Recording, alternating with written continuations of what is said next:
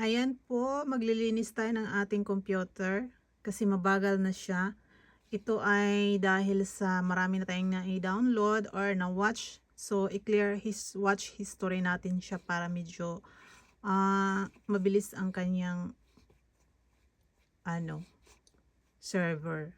So, dito may 3 dots. Click nyo lang yan. Diyan sa itaas, may 3 dots. Click nyo. Tapos, hanapin nyo sundan nyo lang yung arrow. Click nyo yung internet sayong Kiroksakchi. So, ito yung lumabas. Itong naka-check na Chonje Kigan. Ibig sabihin yan, all the time. So, i-click, naka-check na siya ang all the time. So, pindutin ulit natin dito sa baba. Kigieso Sakchi. Sakchi natin. So, ayan. Nasakchi na siya or na-delete na siya. Pwede naman pala siyang i-English. Pero hindi siya. So, kunwari, punta tayo doon sa ating YouTube. Kasi may pa din doon sa YouTube. May nagwa-watch tayo doon sa YouTube. I-delete din natin. Type lang natin ang YouTube.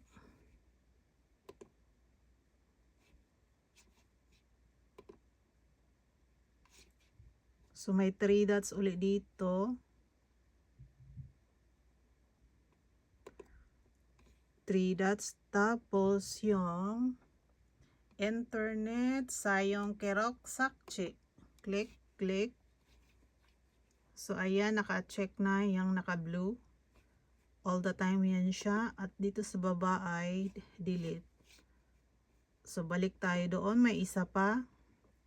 Dito, basta may makikita kayong history, click nyo lang yan. Tapos dito, may lumalabas na clear all watch history. Tapos, pag ito ay lumabas, click nyo lang yung clear history. So, ayan, okay na siya. Kung saan kayo na browser nag-open doon, ninyo din, linisin nyo din yon. So, dito rin, itong prep page, nakaano na rin ako nito. Pwede ka rin dyan mag-delete. So, hanapin nyo uli ang 3 dots. Tapos, ito naka-English siya, delete browsing data. So, ito all the time. At clear now. Naka-delete na siya. Tapos, punta uli kayo doon sa, i-refresh dito sa i-refresh nyo muna. Refresh. Ayan, refresh. Tapos, na-delete ko na siya, kaya wala na siya dito sa recycle bin. So, pinakita ko lang sa inyo kasi kaka-delete ko lang. So, pag iyan puno yung mga basket, i-delete nyo yan siya. I-right click nyo lang. Tapos, lalabas na yan dyan yung mga data na pinapanood. So, meron pa yung type nyo lang yung percent. Dito sa search sa baba.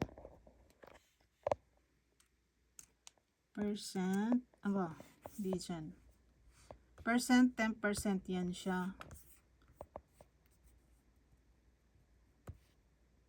Click shift para lalabas yung tapos 10.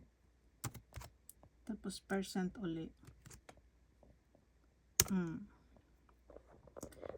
So, lalabas yung mga pinapanood. So, ito may 3 akong pinanood ngayon or watch history. So, ayan siya. I-ano mo lang yan siya. Dito, hawakan mo lang control at saka shift. Ganon. Sabayan mo siya. Tapos, itong itong down. Para basta hawakan mo siya. Or, paano mag-delete dyan. Ganyan, may delete sa taas. Kasi 3 lang siya. Isa-isa na lang natin. Dapat naka-highlight siya na blue.